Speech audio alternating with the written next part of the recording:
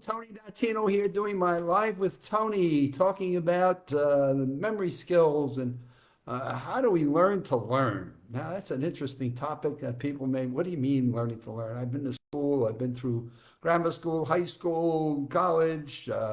I learn at my job, and you're telling me now I have to learn to learn. And I say, my goodness, if we only knew a little bit more about how our brain is really capable of learning new things and what the process was for how we comprehend information that we're trying to learn. How do I pick up a magazine and go through the pages of it, right? And go through different articles. So, let me go through how I virtually recovered in my life. Let me go through an article that I need to understand as it relates to my own personal health on cancer and cardiac impacts. How do I learn those things? So as I'm reading those, I can absorb information and be able to connect it when I go to my doctor's appointment or when I'm trying to do something on virtual, as we're doing here on Facebook. And so the first thing in our Maximum Memory Mastery online course is we start with a fundamental lesson, and the course has got 8 different modules in it, and each of the modules is focused on a given topic. But the baseline, I always tell people, there's a couple of places where you might want to start, and one would be the first module where we actually are teaching people the fundamentals of their brain. And it's always amazing to me when I talk to people about, do you think your memories are fixed? Meaning, you've only got the ability to store so much information into your brain, and therefore you don't want to use too much of it up. You want to kind of conserve some of that. So let me not pour too much information into it too soon, because I don't want to leave myself empty, with nothing there to grab and grow into. And I think that's today silly, right? And at one point in my life, I thought there were limitations to how much does a brain have for its storage. But when you begin to understand in the fundamentals we lay out for people how much storage capacity we actually have, what is it that we're able to learn, and how much can we learn, and is there any defined limit to how we learn? I tell people, you know what, you don't have to worry about using it up. You're always going to have something there that you're going to be able to rely on, depend on. And in fact, more and more science is saying mental challenges, how we learn to learn, how we learn to remember people's names and faces, how we learn anything new is a benefit to our long-term brain health. And therefore, it's something we should all want to what? Put into our mental exercises. So if we may do physical exercises with weights, we may want to start thinking about what are some of the mental exercises that we do. And articles come out about doing Sudokus. Well, that helps you do Sudoku, but not sure that it's helping you do any mental building in terms of that. Crossword puzzles, well, you learn to do crossword puzzles, but maybe, it's not giving you hooks and connections. So how do we learn to learn is the first thing that we teach people in our Maximum Memory Mastery online course. And it's very simple. We've really kind of taken it to a basic level so that people can, first of all, understand a little bit about the biology. And I say biology, we have this thing called brain cells called neurons, and those neurons have attachments to it, and they call them dendrites and axons. And our axons are what I call the pitches arm. So imagine yourself, pitching a baseball, and the axons in your brain are the pitchers. And you might ask yourself, well, gee, how many axons do I have in my brain? And as actually the NASA technologies of our space programs gotten better and better, that technology has helped science better understand the workings of what's up in here. And so the short answer is we have billions. And, I used to, 11 billion, 12, we have billions. Now, for the math members out there in the world, I want you to follow the connection now. So we have the pitching arm, and we have billions of pitchers. Now we have a glove out there. So we have a glove. I should actually have a glove on here, but we have a glove of catchers. And we have bunches of catchers out in the field. And how many catchers? Well, if you have a billion pitches, we can imagine we have a billion catchers.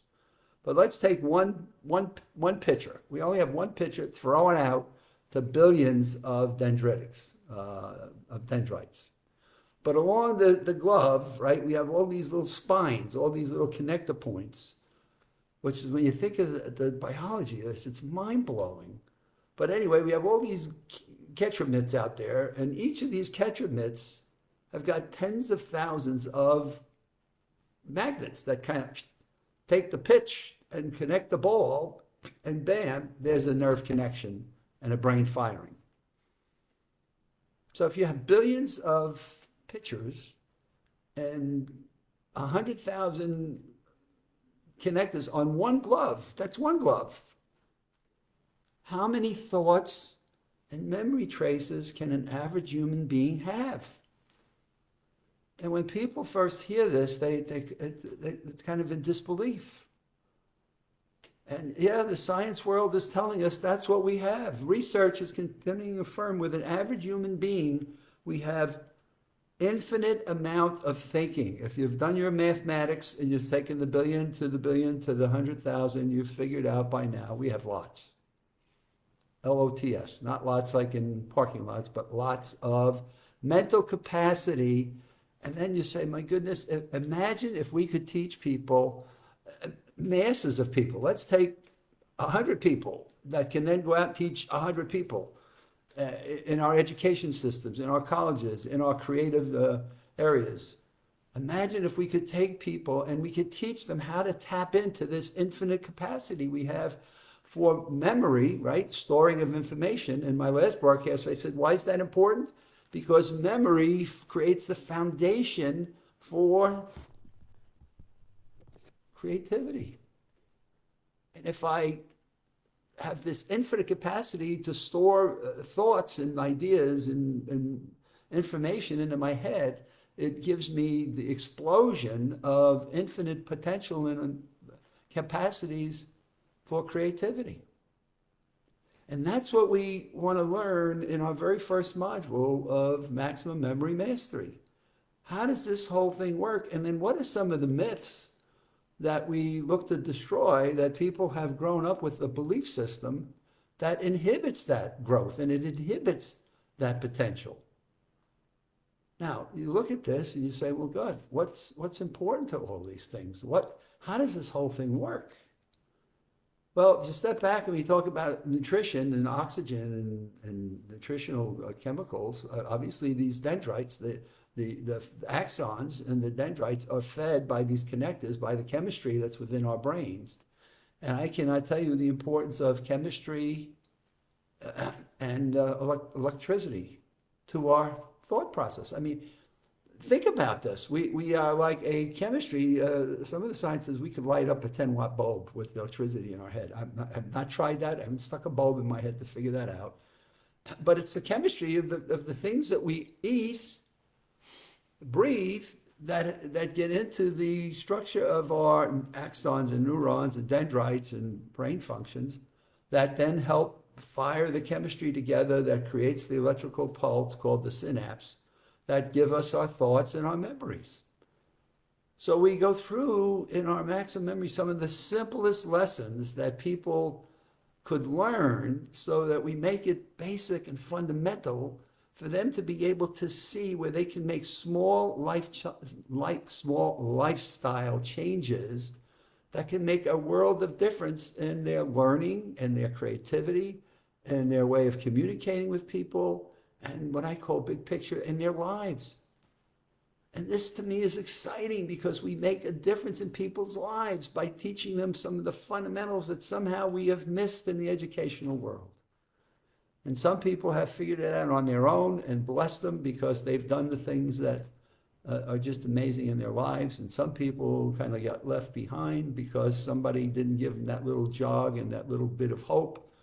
And we learn more and more as I continue to read through. And I just keep going through these different magazines that I get on a regular basis. And I just love them because I go through these and I learn things all the time. And I say, how do I bring these lessons to the public? How do I bring them to a Live with Tony audience? What do we do with getting people to give? There's hope for everyone. There's just hope for God. There is. And how do we get them to believe that and then get them to practice in little vignettes? And so the Maximum Memory online course is designed to give people little vignettes. We're not giving you like brain surgery. We're not giving you what we might call as an overload, where people just got to cram. We do it in a very specific design of little pieces so that you can practice those pieces, build your own self-confidence, and then apply that confidence to the lessons that you're going to learn within the curriculum, and then apply them in your life. So you get to see, in fact, a lot of people say, oh, Joe, what's happened to you? Well, I noticed there's something different. Yeah, there is. There is something different. I've got a new belief in my abilities. I've got a new way of looking at my learning. I've got a new way of being creative. I've got a new way that I want to live my life and practice some skills that will make a world of difference to it. I'm reflecting on the fact that today is Wednesday. The weeks are going by. We are into February. Seems like New Year's was just yesterday. We've gone through our Super Bowl teams, or who's going to be playing in the Super Bowl on the 12th. And I'm just amazed at how quick time is passing us. And as a senior, I want to slow it down because there's so much more I want to see. There's so much that I want to explore and learn and share with people so that I can touch their lives in just that one little new thought that can make a world of difference.